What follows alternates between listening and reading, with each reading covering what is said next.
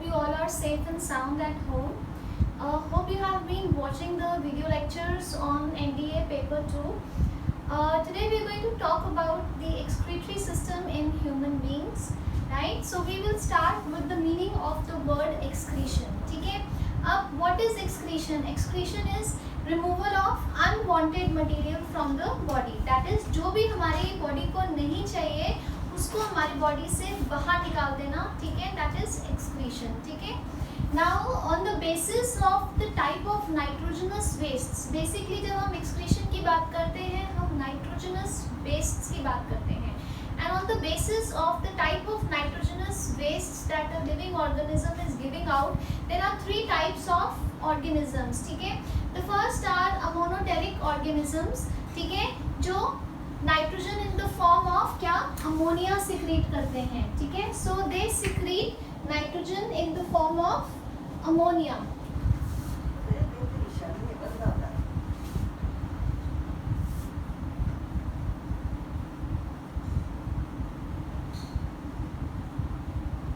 Then second are the ureotelic organisms. नाम से पता लग रहा है जो क्या सिक्रीट करते हैं, यूरिया, ठीक है? इसमें आ जाते हैं मैमल्स एंड एम्फीबियंस. मैमल्स जैसे ह्यूमन बीइंग्स, कैट्स, डॉग्स वगैरह, क्योंकि इनके लिवर में ammonia reacts with the carbon dioxide to form urea, और ये यूरिया जो है in the form of urine through हमारी किडनीज सिक्रीट हो जाता है, जिसके बारे में हम इस लेक्चर में काफ़ी डिटेल्स में पढ़ेंगे. And then you have amphibians, जिसमें आ जाते हैं आपके frogs, toads and salamanders, right? The third type of organisms are uricotelic organisms, जो नाइट्रोजनस वेस्ट सिक्रीट करते हैं in the form of uric acid. इसमें सबसे जो मेजर हिस्सा है वो किसका आ जाता है, आपके बर्ड्स का, ठीक है? So you have birds, reptiles and some insects जिनमें यूरिक एसिड सिक्रीट होता है, ठीक है? इनफैक्ट जो बर्ड की ड्रॉपिंग्स हैं they are a main source of uric acid, क्योंकि काफ़ी केमिकल्स में यूज होता है, ठीक है? Right? So note this down, and now we move on to the human excretory system. Okay, now let's talk about excretion in humans. First let's see कि human body को क्या-क्या नहीं चाहिए होता. So what are the excretory products? Number one is carbon dioxide, which is a byproduct of respiration. इसको हम क्या करते हैं, we breathe out through lungs, जिसको हम क्या कहते हैं, एक्सहेलिंग. ब्रीदिंग आउट को क्या कहते हैं, exhaling. Number two is toxins. जितनी भी टॉक्सिन्स वगैरह हैं या स्पेयर सॉल्ट्स हैं ना, there are two ways, either through sweat glands, ठीक है? In the form of sweat they are excreted out, ठीक है? और यूरिन के थ्रू भी, दैट इज थ्रू किडनीज, ये बॉडी से बाहर निकाल देते हैं. Urea again it goes to the kidneys, kidneys से ये बाहर आ जाता है, ठीक है? So we going to talk about this in details. And then undigested food we have already studied, कैसे आता है बाहर, लार्ज इंटेस्टाइन के through, and the last is anus के थ्रू बाहर आ जाता है in the form of faces. And then is water. Now water again, one is sweat that we give out excess of water, and then through kidneys, ठीक है? So when you talk about sweating, तो basically very important, sweating का purpose जो है वो excretion नहीं है. sweating का main purpose क्या है, question आया हुआ है ये. तो sweating का main purpose क्या है, to maintain body temperature, ठीक है? Why? Because when you sweat, what happens? Evaporation takes place and it gives you a cooling effect in summers, ठीक है? तो main purpose of sweating is not to control the toxin, salt or water level, but to control the body temperature. That is known as thermoregulation, ठीक है? Which is also termed as thermoregulation, ठीक है? So now we are going to talk about the functioning of kidneys in details. Okay, now we are talking about human excretory system, ठीक है? Now this is a typical human excretory system. Here you have the renal vein and renal artery. ये हमारी दो kidneys हैं. These are the ureters, जो urine को लेके जाती हैं, and this is urinary bladder. ये ओपनिंग जहाँ से यूरिन बाहर जाता है बॉडी के, दिस इज यूरेथ्रा, ठीक है। और यहाँ पे एक अगेन स्पिंचटर मसल लगी हुई है, क्लियर। नाउ जो किडनीज होती हैं, we have 2 kidneys, they are kidney bean shaped. Kidney bean क्या होती है? राजमा, ठीक है। सो किडनी बीन शेप्ड और साइज क्या होता है इनका? 10 सेंटीमीटर्स इंटू 6 सेंटीमीटर्स, ठीक है। They are just next to our backbone and protected by the last 2 ribs in the human body. जो राइट किडनी है वो थोड़ी सी नीचे की तरफ होती है, ठीक है।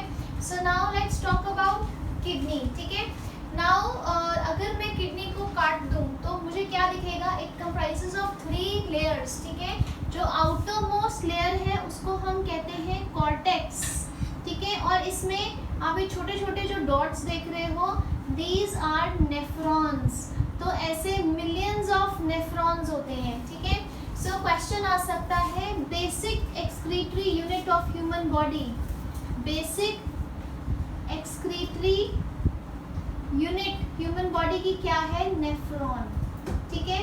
तो ऐसे millions of नेफ्रॉन आपको दिख जाएंगे एक कॉर्टेक्स में। उसके बाद जो बीच वाली लेयर है उसको कहते हैं मेड्यूला, ठीक है। और मेड्यूला में ये पिरामिड लाइक स्ट्रक्चर्स होते हैं। डायरेक्ट क्वेश्चन आ सकता है पिरामिड लाइक स्ट्रक्चर्स कहाँ होते हैं। एंड देन दिस पोर्शन, यहाँ पे सारे कलेक्टिंग डक्ट्स जो हैं वो यूरिन लेके मिल रहे हैं and this area is known as pelvis, ठीक है।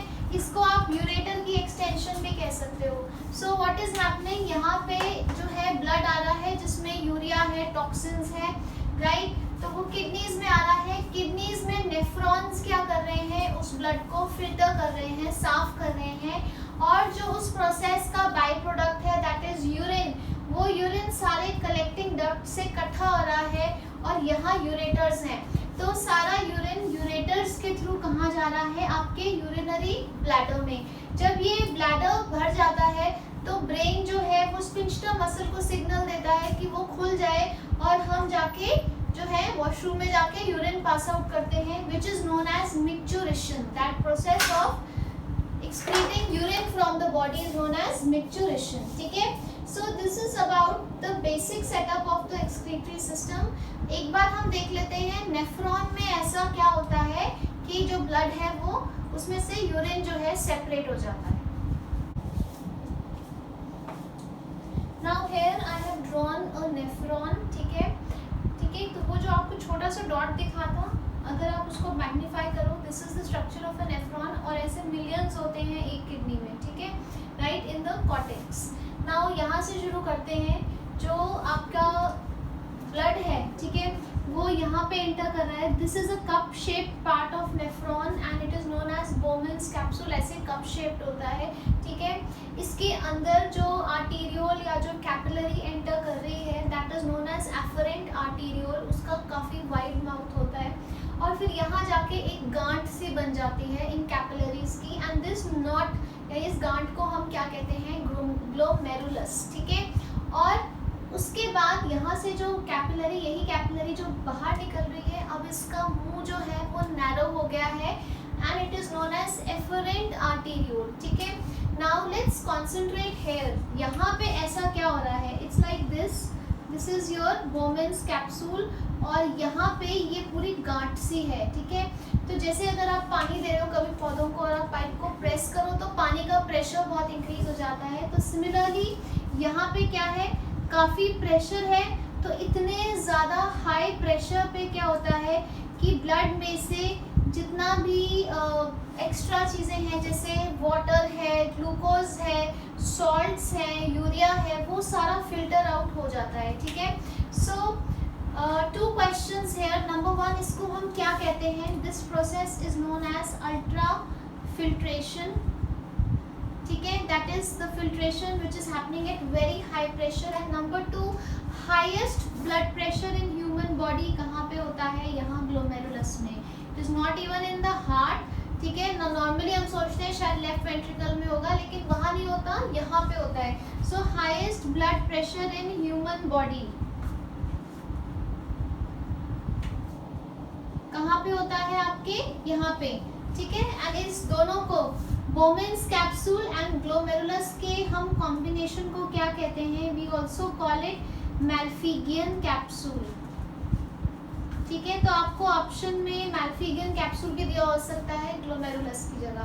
तो इतने हाई प्रेशर पे ब्लड में से काफ़ी सारा पानी, sodium chloride, glucose and urea इसमें फ्लो कर गया। ठीक है, तो जो कुछ बाहर निकलता है फिल्ट्रेशन से उसको हम क्या कहते हैं? फिल्ट्रेट। तो ग्लोमेरुलस से बाहर निकला तो क्या कहेंगे हम? Glomerular filtrate. Now since I told you इसमें ग्लूकोज भी है, पानी भी है, सोडियम क्लोराइड भी है ना। तो हो सकता है हमें इसकी ज़रूरत हो, क्योंकि हमने पढ़ा था कि 2 सॉल्ट्स बॉडी में बहुत ज़रूरी है, एक NaCl एंड एक सोडियम बाइकार्बोनेट। ठीक है, सो इफ अगर excess of sodium chloride lose हो रहा है तो क्या होएगा? यहाँ से ये फिल्ट्रेट मूव कर रहा है। अब आप देख रहे हो ये जो कैपिलरी यहाँ से बाहर निकली है ये इसका पीछा नहीं छोड़ रही है, ये इसके साथ साथ जा रही है। इसके साथ साथ इसलिए जा रही है ताकि जो भी बॉडी को चाहिए एंड ड्यू टू प्रेशर निकल गया है बाहर, ये उसको रीएब्जॉर्ब कर ले। ठीक है, तो पहले क्या हुआ? Ultra filtration. अब सेकेंड चीज जो हो रही है, ये कैपिलरी जो रीएब्जॉर्ब कर रही है उसको क्या कहते हैं? सेलेक्टिव रीएब्जॉर्प्शन या सेलेक्टिव एब्जॉर्प्शन भी कह सकते हैं। तो जो अगर पानी चाहिए बॉडी को, अगर एक्सेस ऑफ ग्लूकोज लूज हो रहा है या सोडियम क्लोराइड लूज हो रहा है तो बॉडी उसको रीएब्जॉर्ब कर लेगी। ठीक है, नाउ मैक्सिमम रीएब्जॉर्प्शन इसी जोन में हो जाती है और इस ट्यूब को इतने हिस्से, जो इस पाइप दिख रही है इसके इतने हिस्से को हम कहते हैं PCT, प्रॉक्सिमल कॉन्वोल्यूटेड ट्यूब्यूल। आसान है याद रखना, प्रॉक्सिमिटी मतलब पास में, तो ग्लोमेरुलस के पास वाला हिस्सा कॉन्वोल्यूटेड ट्यूब्यूल, मुड़ी हुई सी ये जो ट्यूब है। ठीक है, उसके बाद यहाँ पे आके भी रीएब्जॉर्प्शन हो रही है, इसको हम क्या कहते हैं? लूप ऑफ हेनले, क्योंकि डॉक्टर हेनले ने ये स्टडी किया था। इस पे जो आपको लास्ट यूपीएससी के पेपर्स में क्वेश्चन आया हुआ है कि लूप ऑफ हेनले में जो रीएब्जॉर्प्शन हो रही है वो कौन से मैकेनिज्म से हो रही है? It is happening through counter current mechanism. ठीक है, it is not happening through diffusion or osmosis, it is happening through counter current mechanism। ठीक है, इसका छोटे से सिंपल भाषा में मतलब क्या है कि फिल्ट्रेट इस डायरेक्शन में मूव कर रहा है और कैपिलरी में खून ऑपोजिट डायरेक्शन में मूव कर रहा है। ठीक है, so there is a gradient और डिफरेंस क्रिएटेड, जिसकी वजह से यहाँ से जितना कुछ भी चाहिए कैपिलरी को वो कैपिलरी में रीएब्जॉर्ब हो जाता है। ठीक है, so you just need to know this is loop of Henle. इस पे 2 ही क्वेश्चन आज तक आए हैं, एक है कौन सा मैकेनिज्म है? काउंटर करंट मैकेनिज्म, और दूसरा लूप ऑफ हेनले कहाँ पे है? नेफ्रॉन का सिर्फ एक ही हिस्सा है जो मेडुला में जाता है। ठीक है, that is loop of Henle. ठीक है, so it is that part of the nephron which enters medulla and comes out. Clear?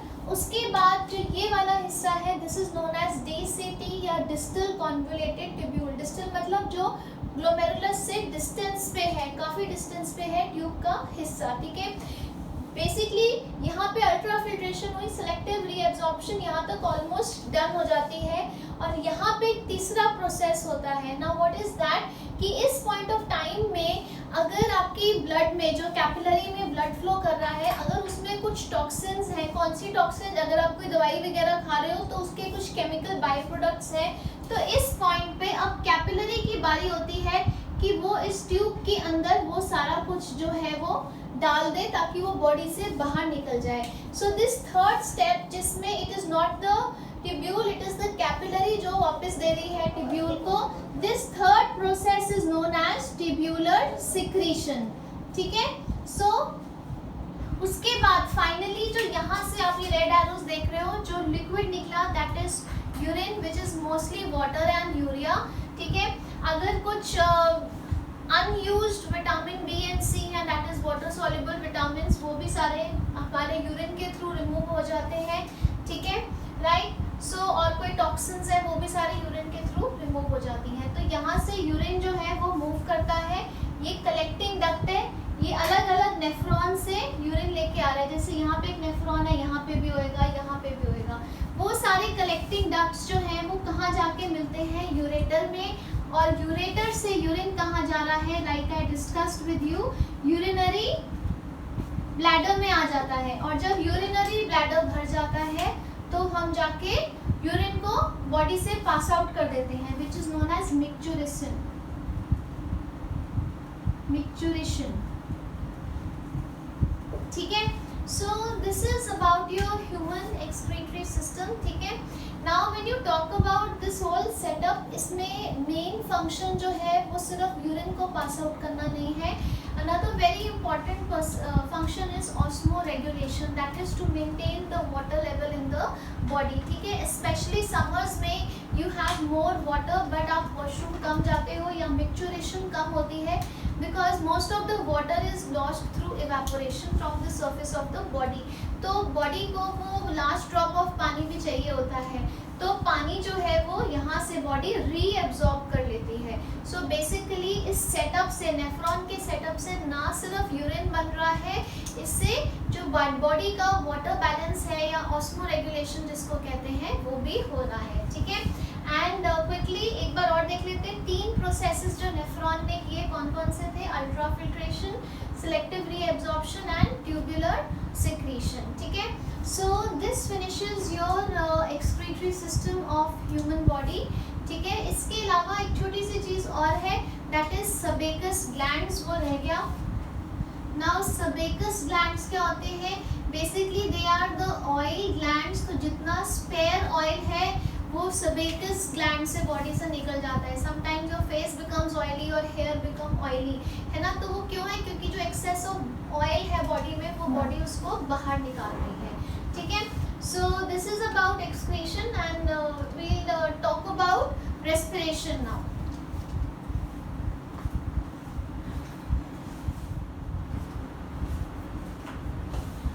Okay, so now we are going to talk about respiration। सबसे पहले देख लेते हैं what is the meaning of the word respiration। respiration मतलब oxygen breathe in करना, फिर उस oxygen को यूटिलाइज करना to break down glucose to give energy, और उसका बाय प्रोडक्ट जो CO2 है दैट इज कार्बन डाइऑक्साइड, उसको ब्रीद आउट करना, ठीक है। So it involves 2 processes, a physical process that is known as external respiration and a chemical process that is known as internal respiration or cellular respiration, ठीक है। So when you talk about respiration, इसमें 2 steps हैं। One is external respiration, ठीक है, which is basically a physical process, और इसको हम क्या कहते हैं? We call this breathing, ठीक है। और इसका स्कोप कहाँ तक है? Taking in oxygen and giving out और ब्रीदिंग आउट कार्बन डाइऑक्साइड, ठीक है। और जो इसका सेकेंड लेवल है that is known as internal respiration,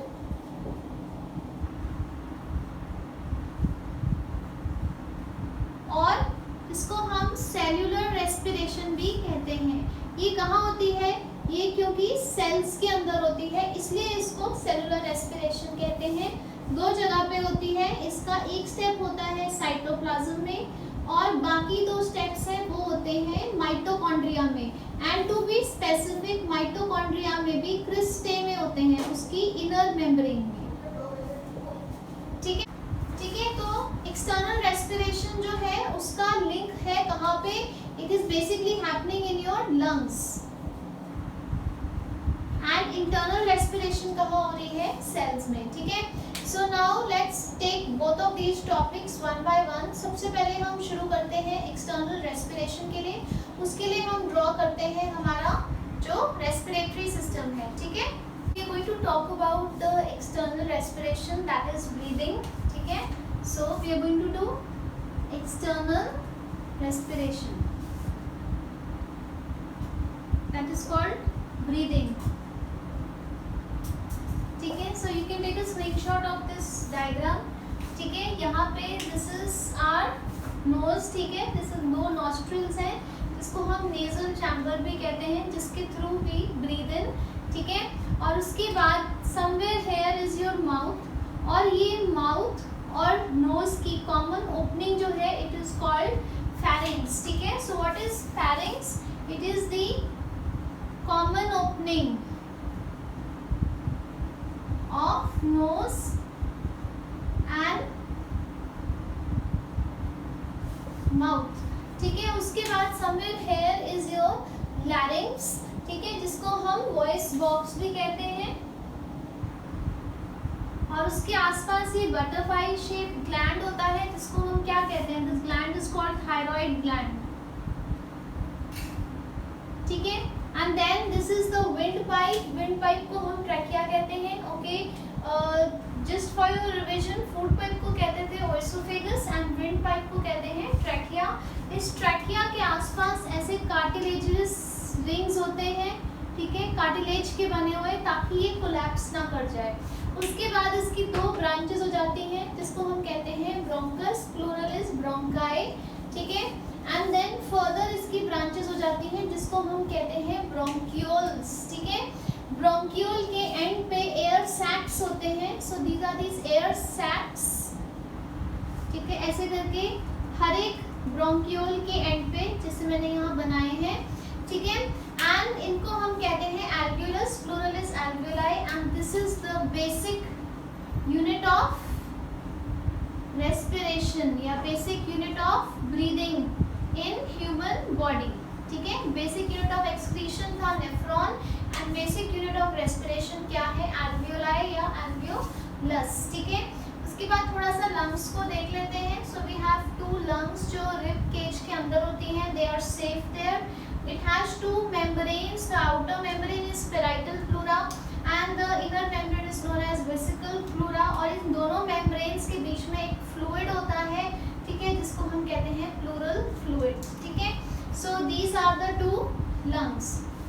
now what is happening, जब हम ब्रीद इन कर रहे हैं तो क्या होता है, that is known as breathing in is known as inhalation, breathing in it's known as inhale, सांस अंदर लेना, इनहेलेशन, ठीक है।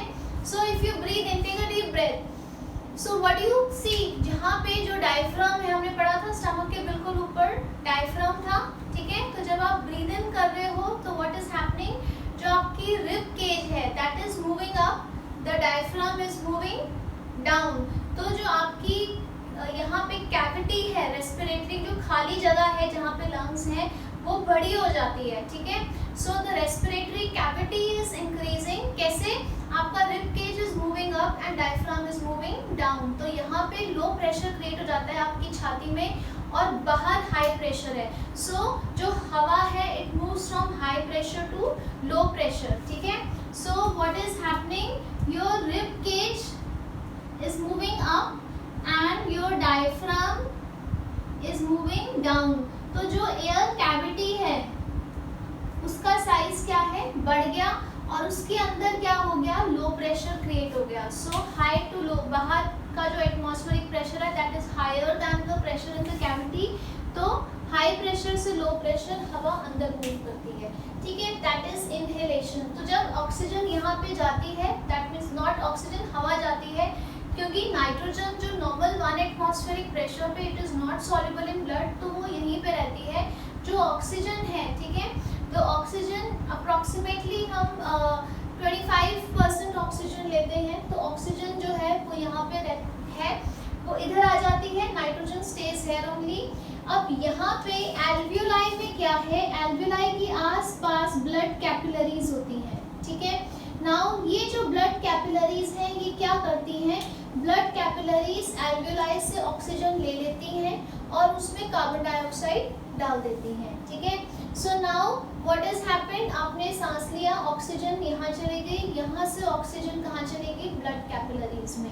अब ये ब्लड कैपिलरीज मिलके क्या बनाती हैं, दे मेक पल्मोनरी वेन, जो हार्ट में जाती है, हमने ब्लड सर्कुलेशन में पढ़ा हुआ है। सो वो सारा प्रोसेस होएगा, heart is going to pump blood in the body और हर एक सेल और टिश्यू पे ये ऑक्सीजन पहुंच जाएगी, ठीक है। सो उसके आगे हम इंटरनल रेस्पिरेशन में पढ़ेंगे। अभी हम देखते हैं क्या होता है, जब ऑक्सीजन पहुंच जाती है सेल्स में, वो इसको यूज कर लेते हैं टू कैरी आउट इंटरनल या cellular respiration, that is breaking down of glucose to give energy. और उसी कैपिलरी में क्या डाल देते हैं, कार्बन डाइऑक्साइड। ये कार्बन डाइऑक्साइड जब हार्ट में जाती है और फिर हार्ट से पंप होकर लंग्स में आती है, ठीक है। नाउ अगेन दीज कैपिलरीज जब ये ऑक्सीजन ले रही थी एल्वेलाई से, तो ये एल्वेलाई को क्या दे रही थी? Carbon dioxide. अब हमारे लंग्स में डीऑक्सीजनेटेड ब्लड है which is approximately oxygen, a mixture of oxygen and carbon dioxide. ठीक है, अब क्या होता है? Let's breathe out. ठीक है, टेक अ ब्रीथ आउट लो। ठीक है, एक्सहेल करके देखो। So what you see that breathing out is known as exhalation. So when you breathe out it is known as exhaling या exhalation। ठीक है, इसमें क्या हो रहा है? breathe out करके देखो क्या हो रहा है? आपका rib cage is moving down and diaphragm is moving up। तो ये जो एयर कैविटी थी ये कम हो गई। ठीक है, क्योंकि ये एरिया कॉन्ट्रैक्ट कर गया है, तो यहाँ पे क्या क्रिएट हो जाएगा? हाई प्रेशर क्रिएट हो जाएगा as compare to the 1 atmospheric pressure which is outside। So now there is a high pressure inside and low pressure outside। तो क्या आएगा? The air is going to move from high pressure to low pressure। तो high pressure अंदर है, low pressure बाहर है, तो हवा क्या होएगी? बाहर निकल जाएगी। ठीक है, so that is exhaling। So let's quickly write down here the rib cage has moved down and now the diaphragm has moved up। तो जिससे एयर कैविटी क्या है? वो रिड्यूस हो गई है, कम हो गई है, जिससे क्या क्रिएट हो गया? High pressure has been created and the air moves from high pressure to low pressure. So we breathe out. ठीक है, so you should know inhalation and exhalation किसको कहते हैं? Breathing in is known as inhalation, breathing out is known as exhalation. ठीक है, बाकी ये basic आपको पता होना चाहिए। रेस्पिरेटरी यूनिट एल्वेलाई है, विंड पाइप को ट्रैकिया कहते हैं, क्वेश्चन डायरेक्ट आता है। ठीक है, कॉमन ओपनिंग को फेरिंक्स कहते हैं, वॉइस बॉक्स इज लैरिंक्स जिसके आसपास थायराइड ग्लैंड है। ठीक है, बाकी प्लूरल फ्लूइड कहाँ होता है? लंग्स में होता है। ठीक है, so take a screenshot of this and then we move on to internal respiration. Okay students, so far we have covered external respiration, that is breathing. Now we are going to do internal respiration. ठीक है, so when you talk about internal respiration, it is also known as cellular respiration क्योंकि ये हमारे cells के अंदर होती है and the main area where it happens is cytoplasm and mitochondria. ठीक है, now there are two types of internal respiration. ठीक है, one is anaerobic and the other is aerobic respiration.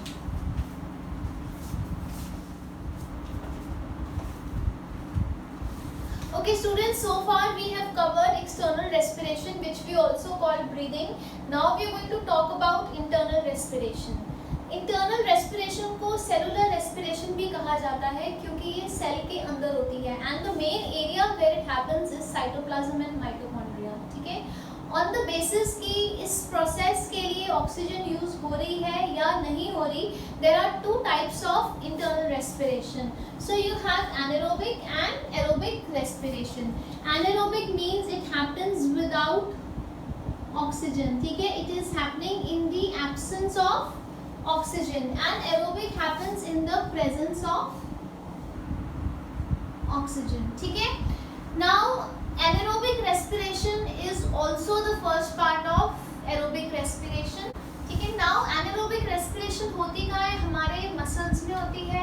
ठीक है, when we are doing hard strenuous work, हमारे और जितने भी invertebrates हैं उनमें होती है, right? उसके बाद you have anaerobic bacteria। ठीक है, उसमें होती है, राइट? एनारोबिक रेस्पिरेशन में 2 मॉलिक्यूल्स एटीपी बनता है, that is 2 molecules of energy get formed, right? So without oxygen होती किस में है? कितनी एनर्जी बनती है? और इसके एंड प्रोडक्ट्स क्या होते हैं एनारोबिक रेस्पिरेशन के? अगर तो प्लांट्स में हो रही है, ठीक है, सो इट इज डेंजरस अगर ये प्लांट्स या एनिमल्स में हो रही है because by default they are suited for aerobic respiration. अगर प्लांट्स में एनारोबिक रेस्पिरेशन हो तो बाय प्रोडक्ट क्या बनता है? इथेनॉल, इसको हम कहते हैं इथाइल अल्कोहल और C2H5OH। और अगर ये मैमल्स में होए तो बाय प्रोडक्ट क्या बनता है? Lactic acid. ठीक है, if it happens in animals या ह्यूमंस। ठीक है, तभी जब भी आप कुछ बहुत स्ट्रेनस एक्टिविटी करते हो तो आपके मसल्स में क्रैम्प्स पड़ जाते हैं। और वो क्रैम्प्स क्यों पड़ते हैं? क्योंकि आपकी बॉडी को जितना आप काम कर रहे हो, आप जल्दी जल्दी यूज़ कर रहे हो ऑक्सीजन, और आपको मसल्स को उतनी जल्दी बाकी ऑक्सीजन नहीं पहुंच पा रही है। तो मसल्स जो है वो वेट नहीं करती ऑक्सीजन की, वो बिना ऑक्सीजन के ही रेस्पिरेशन कर लेती हैं, that is anaerobic respiration. But उससे नुकसान क्या होता है कि तब उसका बाय प्रोडक्ट CO2 और H2O नहीं है। नंबर 1 बाय प्रोडक्ट क्या है? लैक्टिक एसिड, जो अक्यूमुलेट हो जाता है, ठीक है, around the muscles, and that is why cramps पड़ जाते हैं, दर्द होनी शुरू हो जाती है। एंड नंबर 2 एनर्जी जो है वो सिर्फ 2 ATP बनती है, ठीक है। सो क्वेश्चन काफ़ी बार आया हुआ है, मसल्स में एनारोबिक रेस्पिरेशन होती है जब आप अपनी कैपेसिटी से बियॉन्ड वर्क करते हो, and cramps are caused due to lactic acid accumulation. And कितने ATP बनते हैं एक ग्लूकोज से? 2 moles of ATP। On the other hand, if you talk about aerobic respiration, normally plants and animals में होती है aerobic respiration, ठीक है, right? Now aerobic respiration में क्या है? Glucose is broken down in the presence of oxygen to give you water, carbon dioxide and ATP, ठीक है। नाउ इसका भी फॉर्मूला लिख लेते हैं, C6H12O6। This is what? This is glucose, right? It is broken down in the presence of oxygen. Oxygen is O2 to give you water and carbon dioxide, और ATP कितना बनता है? 38। सो अब डिफरेंस क्या है? यहाँ पे कोई भी ऐसे सॉलिड बाय प्रोडक्ट्स नहीं बन रहे जो अक्यूमुलेट हो जाए, गैसियस वेस्ट प्रोडक्ट्स बन रहे हैं, ठीक है, राइट। सो क्या होता है जब हम ब्रीद आउट करते हैं तो यही carbon dioxide and water vapour हमारी बॉडी को छोड़ देते हैं, ठीक है, they are thrown out of the body. Whereas anaerobic में क्या था? लैक्टिक एसिड जो है वो जम जाता है।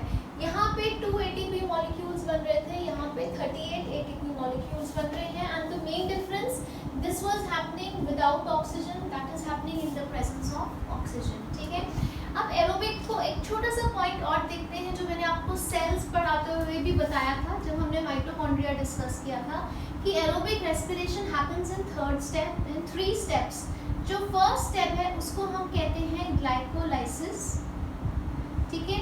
This step does not need oxygen, it happens without oxygen, ठीक है। और कहाँ पे होता है? ये होता है साइटोप्लाज्म में, ठीक है। सेकेंड स्टेप जो है that is Krebs cycle, and third step is electron transport chain, ठीक है। तो ये जो 2 स्टेप्स हैं ये कहाँ होते हैं? माइटोकॉन्ड्रिया में होते हैं, और इन दोनों स्टेप्स के बाद एंड प्रोडक्ट क्या है? CO2 and H2O। प्लस ये दोनों स्टेप्स को मिला के कितने ATP बनते हैं? 38 ATP, ठीक है। This step plus this step, right. So glycolysis is common in both, और इसमें नेक्स्ट जो सेकेंड एंड थर्ड है वो एरोबिक रेस्पिरेशन में हो रहे हैं, ठीक है। So this is about your internal respiration. थोड़ी इंपॉर्टेंट टर्म्स और देख लेते हैं जो रेस्पिरेशन से कंसर्न है, ठीक है। Take a screenshot of this. Important terms, first is tidal volume, that is the air that can be breathed in or out। अगर आप normal कोई बिना प्रेशर के सिंपल सांस ले रहे हो, that is 500 ml। Dead air space क्या है? वो हवा जो आपको हमेशा आपके ट्रैकिया या ब्रोंकाई में मिलेगी, that is 150 ml, ठीक है। एंड एल्वेओलियर एयर कौन सी है? जो आपको एनी टाइम एयर सैक्स में मिलेगी। कितनी हो जाएगी? 500 आपने अंदर ली, उसमें से 150 जो है वो एयर ट्रैक के अंदर ही है आपके एयर पैसेज में, तो बची कितनी? 350 ml, ठीक है। उसके बाद वाइटल कैपेसिटी क्या है? Volume of air that can be taken in and expelled out by maximum inspiration and expiration, total कितनी होती है? 4500 ml। Then some air that is always left in the lungs, चाहे आप कितना भी फोर्सिबली ब्रीद इन या breathe out करो, ठीक है, कितना भी ज़्यादा फोर्सिबली एक्सपिरेशन करो, फिर भी जो हवा आपको लंग्स में हमेशा मिलेगी वो कितनी है? 1500 ml। तो it is never that lungs is without air, right. तो इसमें ये जो रेजिडुअल एयर है, this is important. Important and tidal volume is important. ठीक है, क्वेश्चन आया हुआ है आपका टाइडल वॉल्यूम पे। टोटल लंग कैपेसिटी, मैक्सिमम जो लंग्स में कितनी एयर वो होल्ड कर सकता है वो कितनी है, 6000 ml। ठीक है, उसके बाद इंस्पिरेटरी रिजर्व वॉल्यूम, जिसको हम कॉम्प्लीमेंटल एयर कहते हैं, कि अगर आप फोर्सिबली बहुत लंबी सांस अंदर लो तो मैक्सिमम कितनी हवा आप ले सकते हो, 3000 ml। Similarly expiratory reserve volume या सप्लीमेंटल एयर क्या है, आप मैक्सिमम कितना एक्सपायर कर सकते हो, दैट इज 1000 ml। ठीक है, so these were some important terms. अब एक दो कंडीशंस देख लेते हैं एब्नॉर्मल ब्रीथिंग के।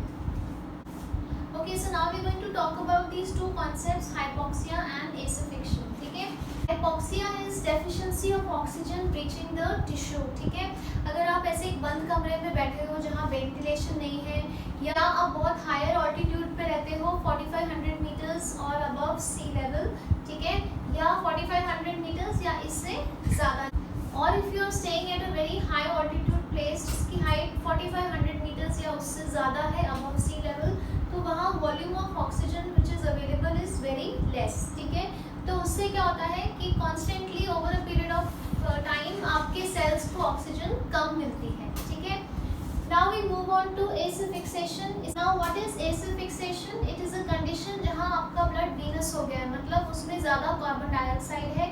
ऐसा कब होता है, जब आप एक बंद कमरे में काफ़ी देर तक बैठते हो जहाँ वेंटिलेशन नहीं है या बहुत क्राउडेड है और वहाँ वेंटिलेशन नहीं है, और अगर कोई आपका गला दबा दे या कुछ खाते खाते आपके ट्रैकिया में कुछ फंस जाए, ठीक है, और अगर उस रुकावट को रिमूव कर दिया जाए और या आर्टिफिशियल रेस्पिरेशन दी जाए, तो इन दोनों चीज़ों से यू कैन रिकवर। बट अगर हम उस ऑब्स्ट्रक्शन को रिमूव ना करें, so what is going to happen, a person can die.